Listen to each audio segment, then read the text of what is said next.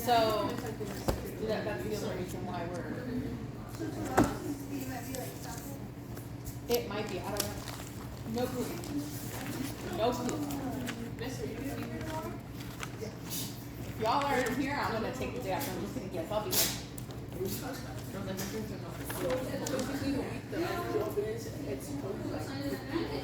Yeah, we couldn't have. Yeah, I was bored. Thank you for going and getting.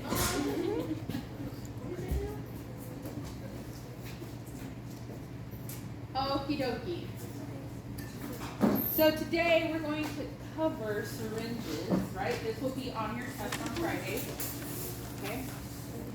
Pretty simple, pretty straightforward. Remember, pointy end goes into patient. Okay. Yes. Pointy end goes into patient. So why the surgery? Why is it necessary to go over this? No. Why is that a function? No.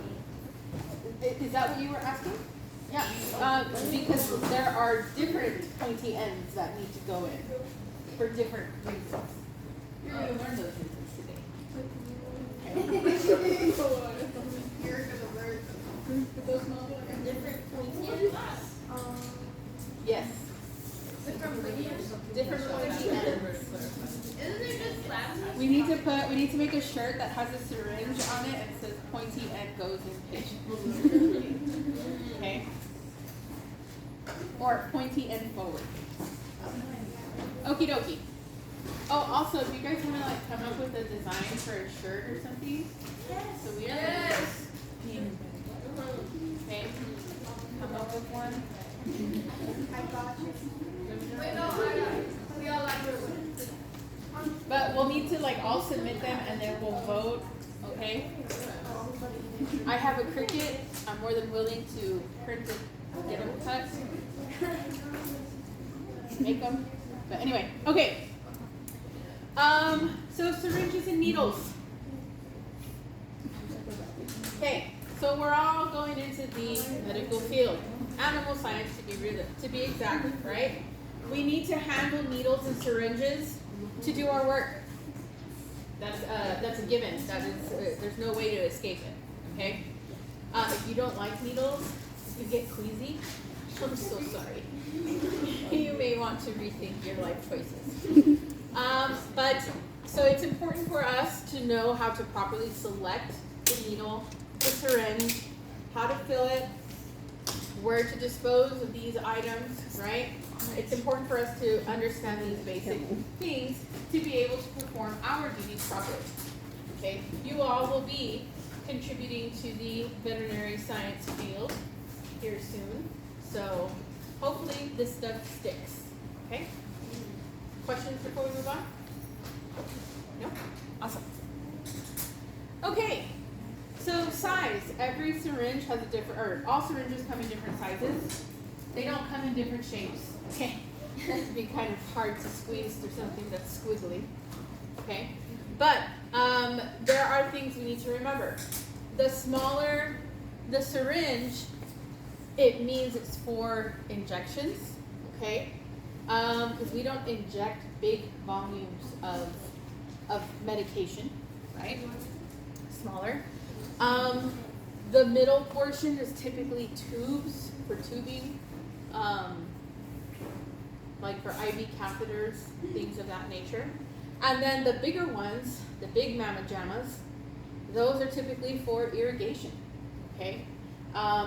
Such as wound care, right? Pouring saline, a saline solution, a sterile saline solution over an open wound to try to flush it out, drain it out type of deal, okay?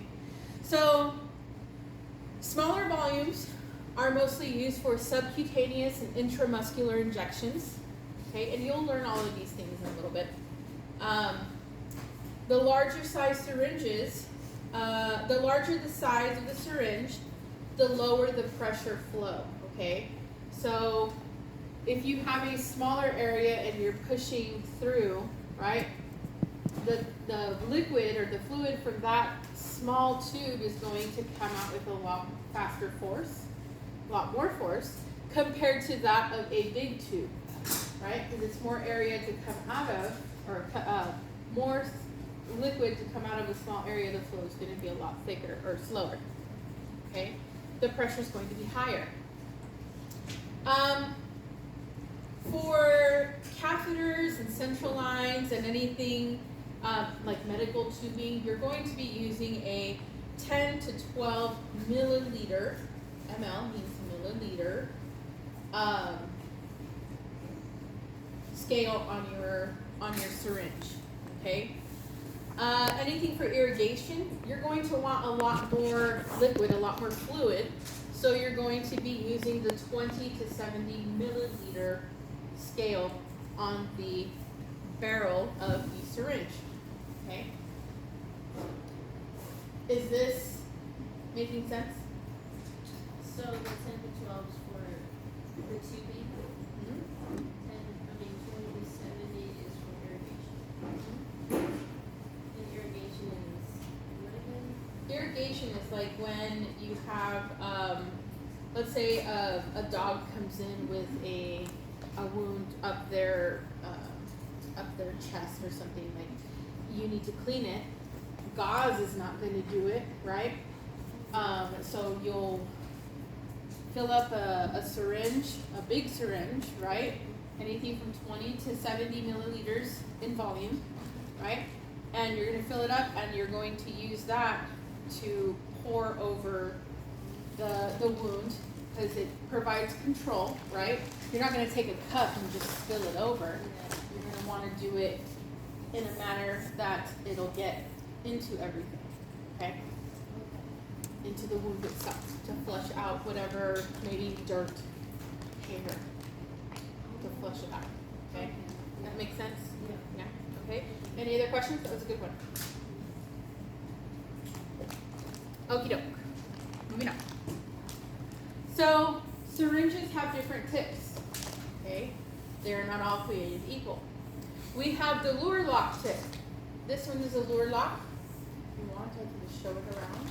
But it's just that this part right here, this portion where the needle connects, it's like a screw top, right? The screw top is, or the lure lock tip is definitely one that you would want to be using when you're going directly into muscle, right? Because when you pull out that needle with the syringe, you don't want, or you pull out the syringe, you don't want the needle to stay stuck. Now there are some injections that you will give using a slip tip, okay? And even the eccentric tip, okay? So there are those that you will pick, like, okay, you have to be super careful, right? Pulling everything out, make sure everything comes out. So the one you typically see is a slip tip. The tip is right in the center. There isn't any locking mechanism on it, so you can easily take it, insert it and take it off of whatever you're putting it on or in, okay? We have the eccentric tip, right? The tip is off center. It's not in the middle. And this one is used for injections into veins and arteries, okay? So you will have a needle on there, and it's just the positioning. Because sometimes with because the angle in which you have to go in, into an artery or into a vein, the position of the tip matters, right? If it's a sharper angle that or a more acute angle, everybody's taking geometry, right? Yes. Okay.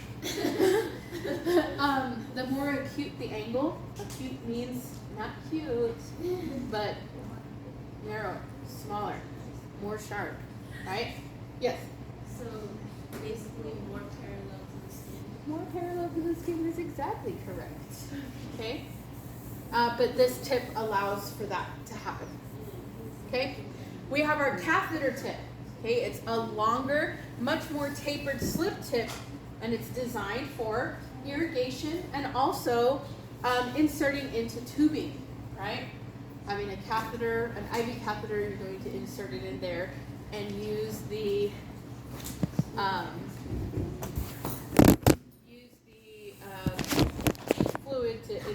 directly into the tubing. Oh, right here. I'm sorry. Miss Hamilton and I were having a meeting earlier, so we kind of used y'all's chairs. I just noticed it for this thing. Oh, okay. It's over here. Thank you. Y'all are lucky I didn't go based off of that today. Sorry. Okay. Miranda, did you bring in a slip? Yes. Yeah. Does it say tardy or absent? It says tardy. Tardy? I'll change it then. Thank you, ma'am. And who are you supposed to be? I try to go for Luca. Oh, Luca. Okay. Cute. Oh, now we go home and watch it. Okie dokie. Any questions on the syringe tips? So The right clothes. is all Huh? The catheter tips, yeah, typically, and irrigation. Right? Okay. Yes. Is there? Oh wait, no. This is. I was gonna ask if a different one is used for muscles, but doesn't that only apply to the needles? It's the needles. Yeah.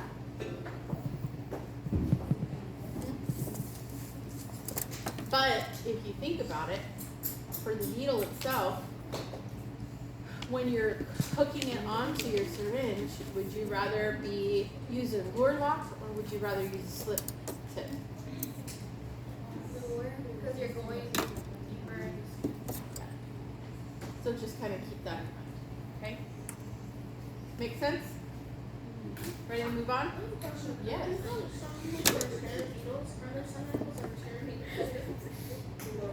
I don't think they'll have that cognitive, I'm looking at a needle, I'm scared of it. Hello. Where's Miss Hamilton? Over there. She should be, yeah, she should be in that room. Yes. I don't think they'll have that cognitive fear. It'll be more, when they feel it, you hear them, they'll cry, you know. You know, possibly if they have a lot of experience with it, they might, it might be a trauma, but I don't see that happening very often.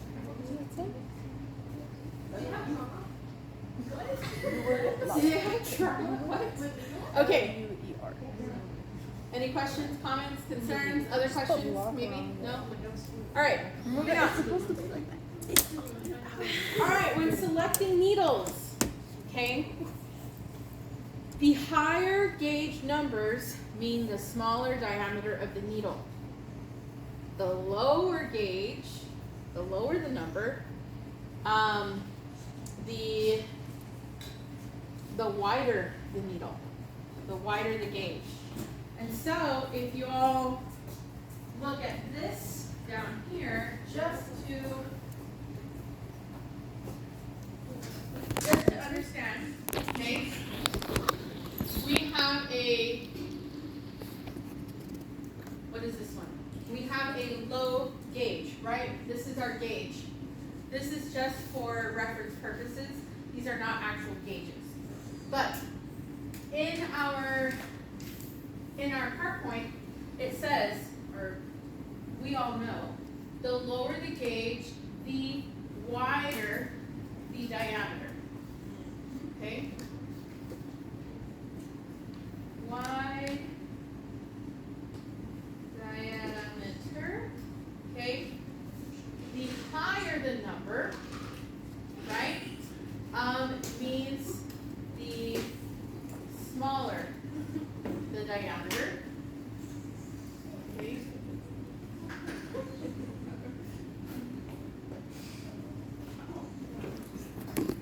Does that make sense? Okay. The lower the number, the wider it is. The narrower, or the higher the number, the narrower the diameter. The thinner it is. Okay? Of the needle. Of the needle. Now, yes.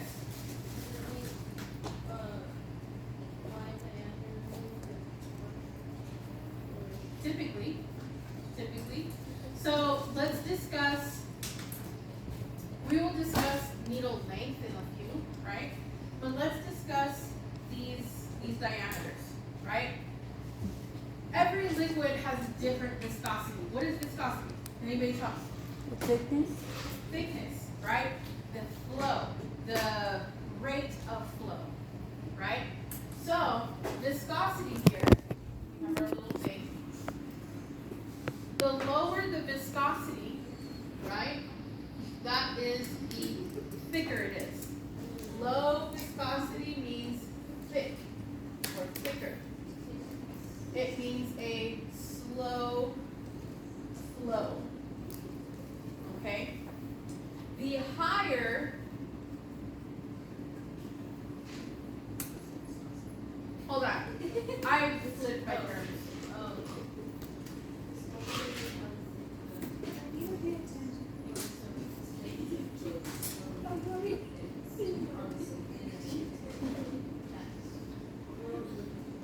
Oh gosh, bless it. I don't know why I just had a brain fart. It's okay. I did. Thicker.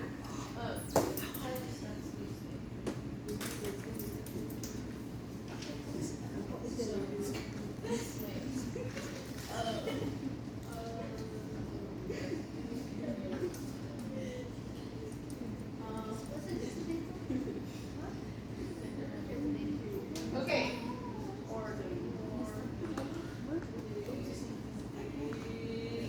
Okay. All right, so viscosity, right? The lower viscosity it is, the more runny it will be. Okay? The faster it'll flow. The higher the viscosity, the thicker it is, right? The slower it flows. How many of you, obviously we had chile con queso the other day, right? Or a queso dip, it's not true chile con queso. But we had a queso dip, right?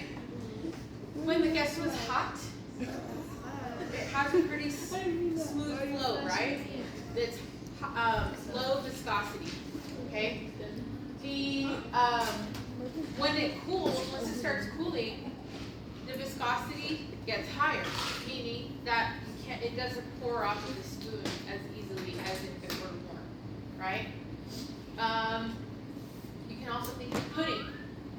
How many of you have made pudding? Anybody? I believe you. So pudding, right? When you're first mixing it together into the milk, it's pretty liquidy. You have to let it set. You have to let it become viscous or high viscous. So you put it in the refrigerator and it thickens up, right? Same thing with, I'm equating it to food because that's what I know.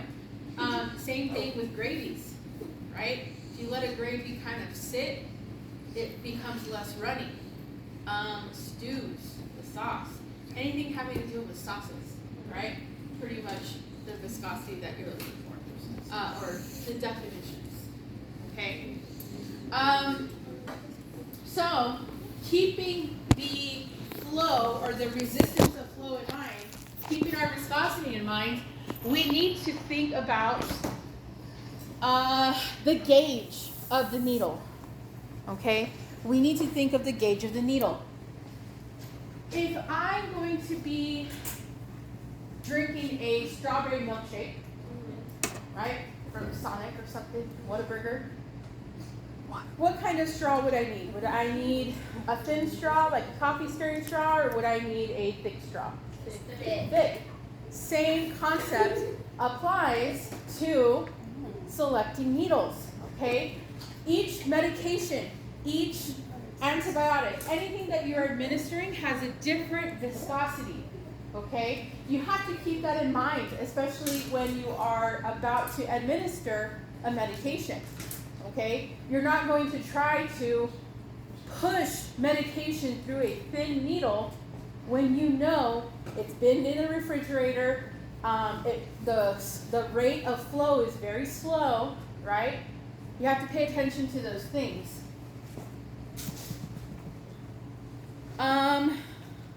Can somebody else give me an example of Can somebody else give me an example of a high viscous fluid? Honey. Honey. Yes. Anybody else? Chocolate syrup. Frosting. Frosting. Oil. Well, that's dependent on what it's made of. Because you have canola oil, right? Stays pretty liquidy throughout. Olive oil also stays pretty liquidy. Coconut oil, however, coconut oil is pretty high viscous because you have to scoop that out. Crisco or shortening, lard, tallow, those types of oils are, or fats are high viscous, and their viscosity can be changed with heat, right? Temperature regulation. Yes. Paola says what? She just said we're Shampoo? Heck yeah. Shampoo is pretty low in viscosity, but conditioner is high viscosity, right? Right? So we have to think of those. A vaccine that's been refrigerated, most likely going to be high viscous. Okay?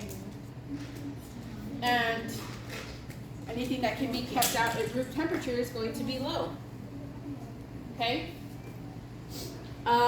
So remember the gauge and the viscosity kind of go hand in hand.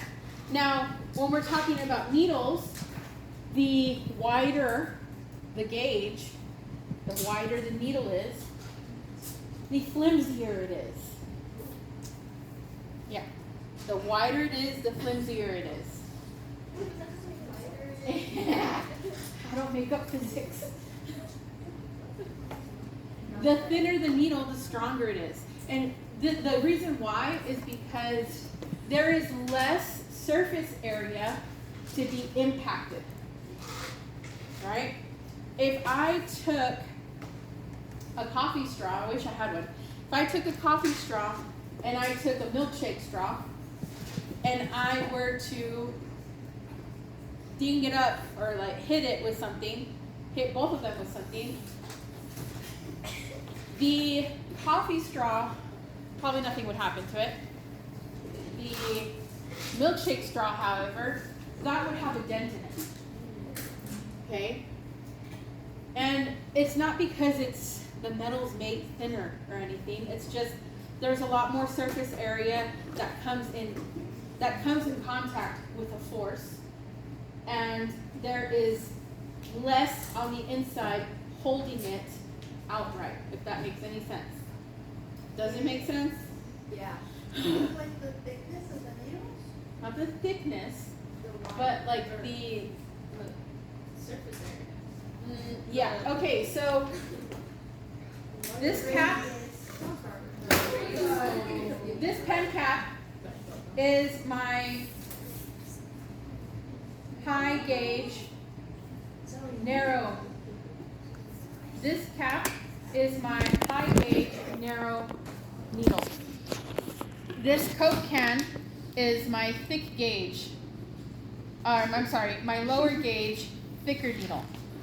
I'm going to hit the Coke can, right? I'm going to hit the lower gauge, right? I'm going to hit now the smaller gauge. Nothing happened to it, right? Because there's nothing in the inside of this holding it up. Now this is stronger because it's narrower. There is less, even though there isn't anything in there, the structure itself is more sound. Yes?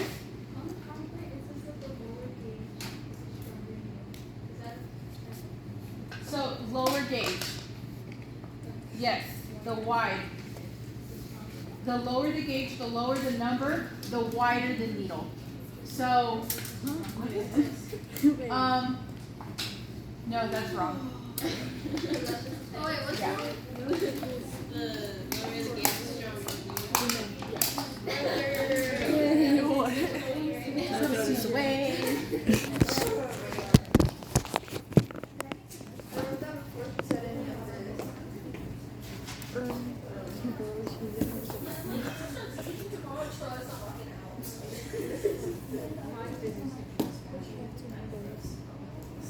Okay.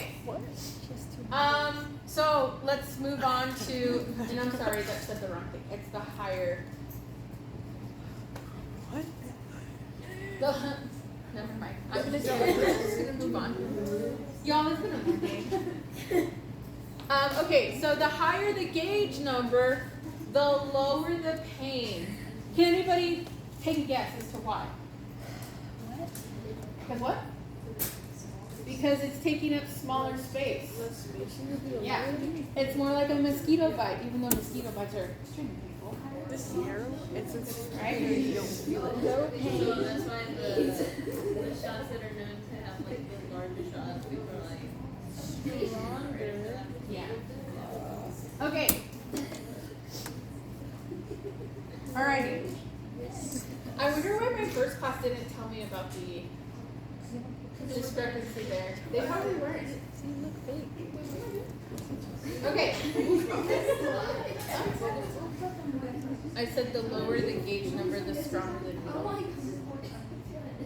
But it's the lower the gauge. Yeah, I drew a picture to help you remember. We're just gonna move on. Okay. Needle gauge. Gauge recommendations, right? For intramuscular injections, 26 to 30 gauge is needed, right? It's going to be super thin. Intradermal, 26 to 28 gauge. And subcutaneous, 19 to 27 gauge. So we're really, really on that thinner side, right? The more narrow side. 18 gauge, kind of rarely use that. Unless you're injecting. 18 gauge you'll typically use when you are with livestock. Okay? The bigger animals, yes. So lower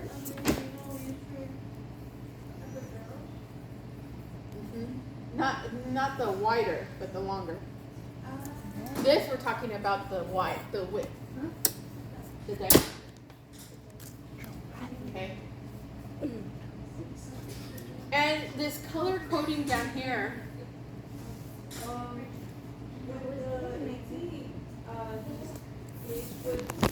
What notation would that be used only for? A person. I don't know. I think it would have to be whatever's being administered. That's true. Yeah. Oh, sorry. Okay. So this color gauge or this color coding down here, most needles will have the color associated with them, but you still have some repeating. So my advice to you is to just pay attention to what needle you're grabbing. Make sure you read the label. Okay? Do they show the number on the needle? On the packaging, yeah. Also, I mean, needles shouldn't be removed from their boxes unless absolutely being used. Somebody say this? Because she's asking. Oh, wait. Why haven't you shown us before and gone with it? I was just explaining it.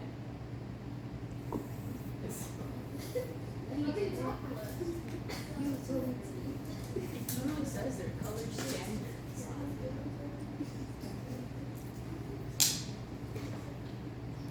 Color standards for safety engineered needles. Now, for safety engineered needles. So you're going to pay attention to the color. Each size has a different color. Sometimes you can't read the number on there, so there's a color associated with it. However, there are 2 needles on here that have the same color, right? So Yeah, so you need to just be conscious, be careful, be aware of what needle you're grabbing. Always take a look. Don't just assume that, let's say we have a whole bunch of bins. Don't just assume that because it's labeled on the bin 20 gauge that it's an actual 20 gauge. Maybe somebody misplaced it, right? You're going to want to pay attention. Okay? See the needle inside. So it's going to be in a cap, right? You're not going to necessarily be taking it out.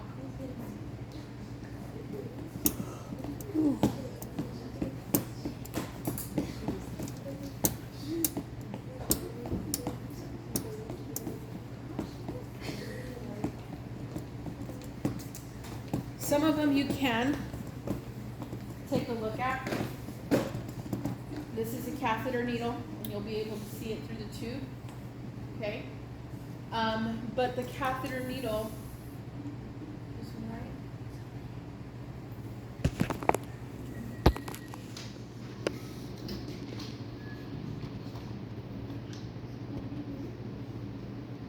.20 gauge, 22 gauge.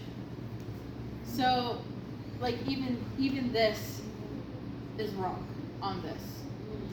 According to this label, 22 would be black, 20 would be pink.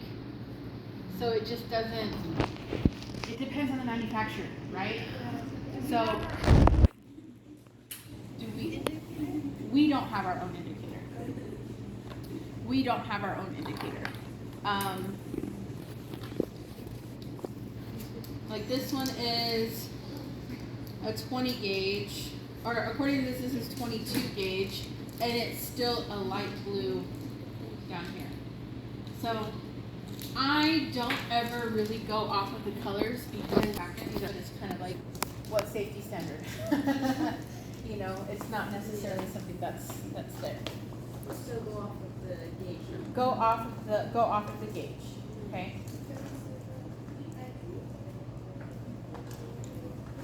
Yes.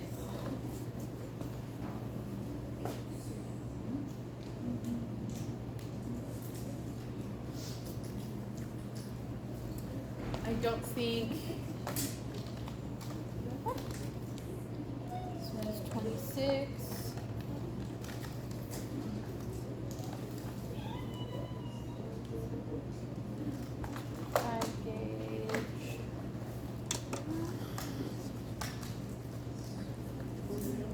Pass these around. Please don't open them.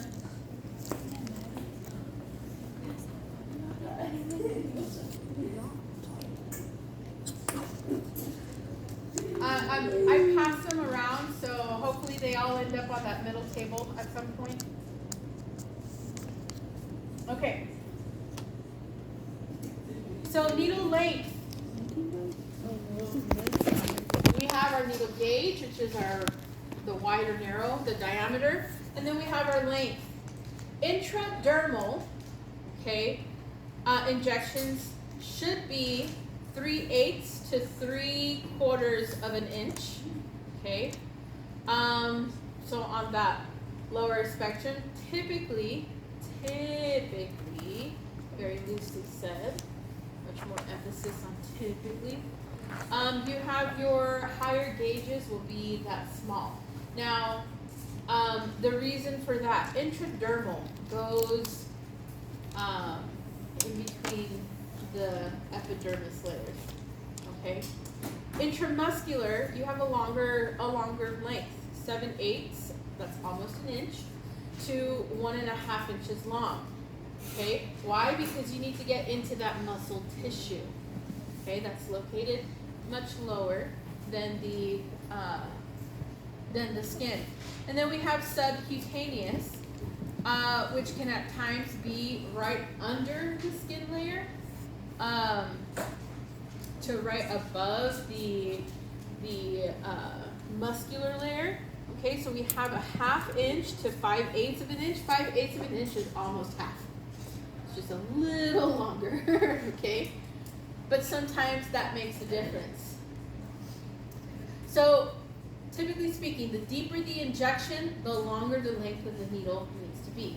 Okay? The shorter needle length, the less pain it induces, and the less bruising it causes. And that's because it's minimal damage compared to a longer needle. Yes. Why do they use such a long needle for blood draws? For blood draws, that's because it has to go into the vein, and you can't necessarily go in at a horizontal thing, right? Yeah. So these are typically for those straight shot ones, right? So the shorter ones is for Like just just like directly like vertical. mhm. Or very minimal, right? More obtuse of an angle. Okay. These needles tend to be made, like the longer needles tend to be made for either coming in at a more acute angle or going in deeper, right?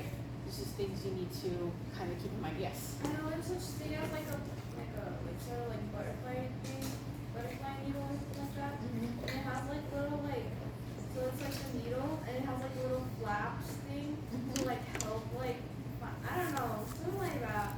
And it's Yeah, like, so it gives you a different sense of control, right? Because instead of fumbling with a syringe that you have a needle attached to, right? Or because you're not going to be able to just grab the hub of it, right, and put it in. It needs to be attached to something. Whereas sometimes those IV catheter needles, I know you guys have an IV catheter needle going around, but sometimes those have those butterfly wings to help with that. To help with just the injection, with getting the movement in there. Sometimes, and those especially are used for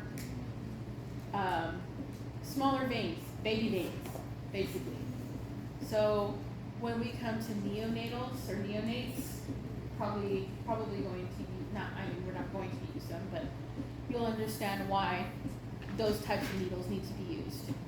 Okay, because much more precision is needed, and you don't have a lot of space, or you don't have a wide target to work with. Okay, so that's why that control is needed with those butterfly wings. Make sense? Maybe? Not?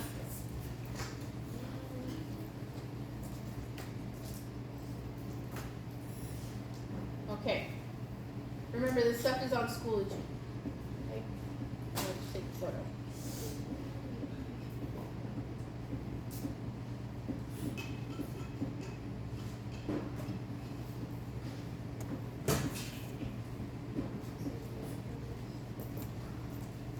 Okay, handling needles. Okay, right now you all are handling needles, but they're in their protective casing, right? You should avoid exposing the needle unless you are ready to use it.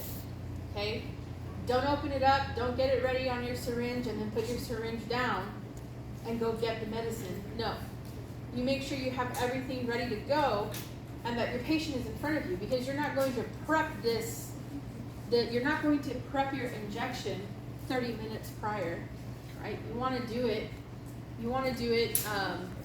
right before it's being administered. Why is this? Well, you don't want to leave the filled syringe on the table, because somebody might grab it and use it. Okay, you're gonna have to start all over. Secondly, leaving the needle capped is also a safety, right? You don't want somebody poking themselves. Also, think of contamination, right? Even when you brush up against cloth, that needle has been contaminated, okay? You want to keep the integrity, the sanitation integrity in check, okay? The sterilization component in check. You want to keep always your safety component in check at all times, okay? Not just for yourself, but for others, okay? And not just others and people you work with, but also animals, right? The patients that come in and out of the office. Sometimes animals get loose, right? And then if you have a whole bunch of sharp objects everywhere, there is a greater risk to them, and you don't want that to happen, okay? So leave the needle cap on when attaching or removing the needle. I think Ms. Hamilton went over this with you, but you should be replacing the cap. Once you've uncapped it, you should be replacing the cap with one hand, and that's just inserting it in. Thank you, put it right there. Inserting it into the cap, bringing it up, and then tightening that cap on there, okay? Never try to hold the cap and maneuver, right? Somebody could easily bump into you. You could have pretty shaky hands. Things can happen, okay? The point is, pointy end goes forward, not in you, right? Pointy end goes in the patient, not in you, okay? And always, always, always remember, sharps need to be disposed of in the sharps container. In our surgical lab, does anybody know where the sharps container is? You pointed. It's on the counter. Okay, so you should be able to tell me it's located by the microscope just before it. Okay? You should be able to tell me that. You should know whenever you get started in clinicals where your sharps container is. And also, please, please, please, do not stick your hand in the sharps container. Once something is in there, leave it. It's lost forever. Goodbye. Okay? That's it. Yes, put it right there. Thank you. Any questions? In the sharps container, would you, with it near your, where you're gonna have the procedures, or is every room gonna have? Every room should have a sharps container, and it'll probably be affixed to something like a wall, just so that patients or owners or clients don't knock it over. You don't knock it over, right? It should probably be affixed to something. Ours isn't. Yes. Do you know how do they how do they lock it and take it to the bio, whatever place if it's fixed to the wall? So there is a latch and such that they can go ahead and empty it out. But there's a procedure for that, and there are companies who come in and do that. So it shouldn't be you performing that, okay? Because there are certain procedures that need to take place. Also, because it's a biohazard, right?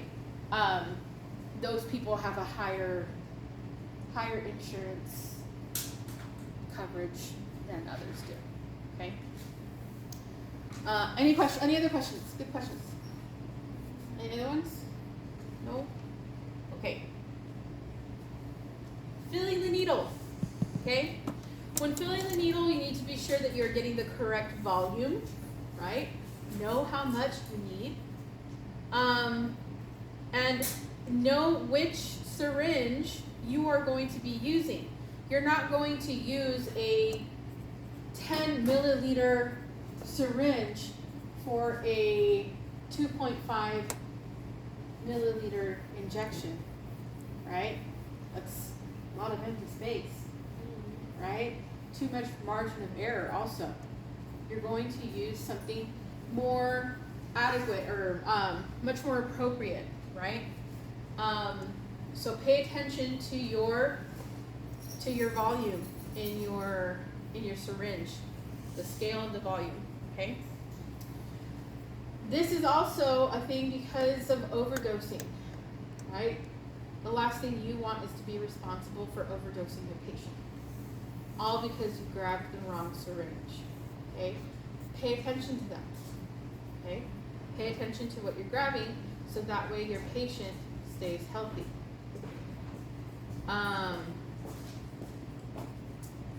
Also, aside from overdosing, filling syringes. Like I said, you don't want to fill your syringe and leave it out, right, for 30 minutes or anything, even for 5 minutes. A slight temperature change for any type of medication can reduce its efficacy, okay? It can reduce how strong or how potent it is. right? If it's a refrigerated, if it's in cold storage, assume it needs to be cold at all times. You're not going to pull that vial out of that cold storage unit, leave it on the table, and wait for your patient to come in. You're going to go to the cold storage, fill up your syringe, put it back in, cap your needle, walk over and give your injection immediately. You're not going to wait, okay?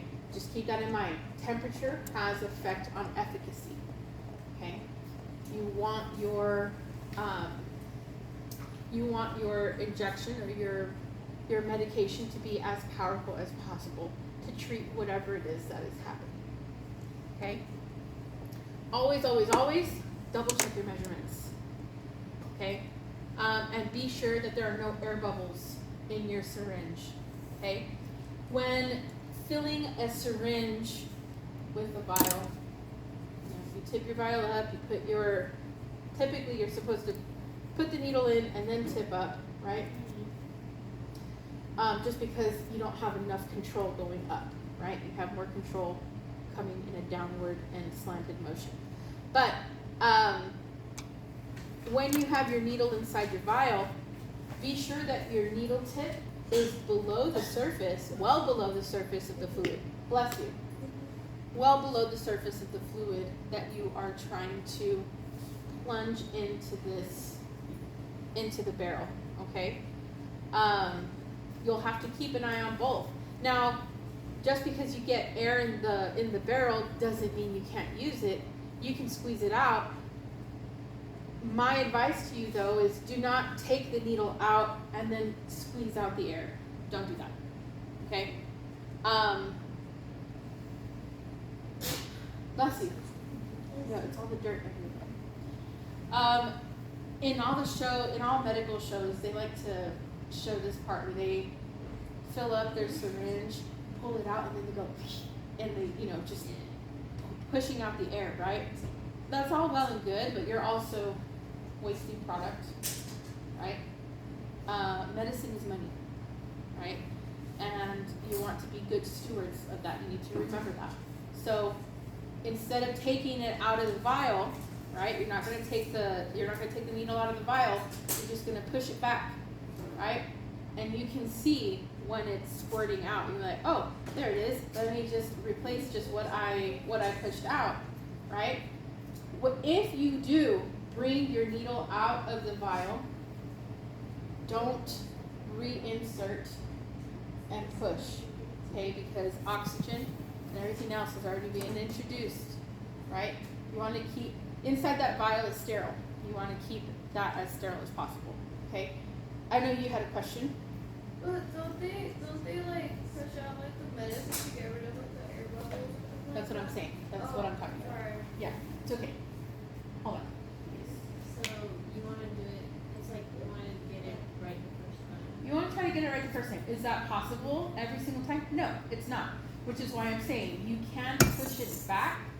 If you get air from the vial inside of here, it's not the end of the world. Don't bring out the needle. Push the air back into that vial because that's where it's coming from, right? And just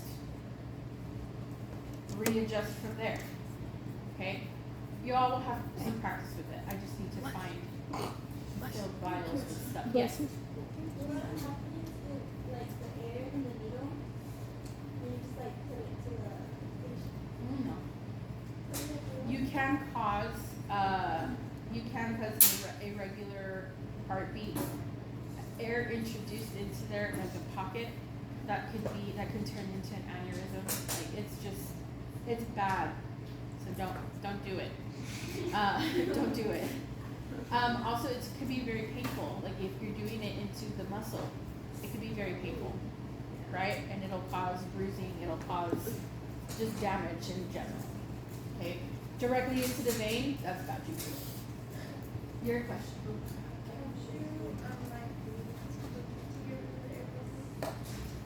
Not necessarily click it. You can, like if you see air bubbles down here, you can do that, and then but you're trying to get the air into that needle so you can push out that. So even if you're pushing, even if you have fluid and you have a little bit of air bubble here and you're pushing and the air bubble stays, because sometimes it does, that's when you would, flick it to move that air, shake up that air so it finds its, because air always wants to travel up when it's in liquid. It always wants to travel up. Okay? Any other questions? Okay, if you're done, just bring them this way. They already saw some. I passed out the same ones. Okay, so we have types of injections. We have intravenous or intravenous, however you want to pronounce it, directly into the vein or the jugular. Okay. You can say jugular. I say jugular. We have intramuscular. Okay. Into the large muscles such as the surrounding the neck or the thigh. Okay. We have subcutaneous, which is directly under the skin layer, and we have intradermal, which is into the skin. Okay, into the skin layer. We have epidural, which is into the spine. So do you think for the epidural, do you need a short needle or a long needle? Long needle. Do you think you need a thin gauge or a low gauge or a high gauge? Low. You might want to do a higher gauge. I've heard that. Because you have to go in between the discs of the spinal cord. Okay? You also don't want to scratch bone. Sorry. It's the worst feeling in the world when you do it to an animal. You have an injection, oral injection, right? Means no needle, straight into the mouth. Okay. Also, can be pills, right? It can be liquid or it can be pills. We have our rectal injection, which would be an enema, right? So a tube goes in there, not a needle. Okay. Hate for that to puncture anything. We have a stomach tube, right? Tube goes directly down the throat, through the mouth, or through the nostril, depending on what's better. And we have intramammary, directly into the mammary gland. Not a fun thing to watch. Okay? Yeah. Questions, comments, concerns? Yes. You know, pregnant women have a lot of pain, and they inject something in their back. Where do they inject it in their back? So, pregnancy, for pregnancy. So that's called an epidural. That's directly into the spinal cord. So if you mess up that injection, can you mess everything up? Yeah, they actually have for women, pregnant women, they actually have you sign a waiver. Sign a waiver because you're electing for that to be done. Then you are electing your right to sue, electing to waive your right to sue the person performing the procedure. Yeah, it's a scary thing, but believe me, childbearing is very, very, very painful. So I had an epidural when I had Ethan. Really? Yeah, that's the only reason why I know that I had to sign the statement I wouldn't sue anybody. Is it hard to perform that? Yeah, it is. They had to have a specialist come in, and it has to be done within a certain time frame, right? Because your body swells. So it's all just different. So sometimes epidurals are done for pain management for a major surgery that's going to happen. But at the same time, you're going to have this tube sticking out of your spinal cord the entire time. It's not fun. It's not fun at all. It's not fun. But these things happen, right? Okay. So this concludes the presentation for today. You all will have, oh, look at that. What is that? Is that your alarm? That's my alarm for attendance, but I ended the same, it took me the exact same time Yeah. as I did for the first class.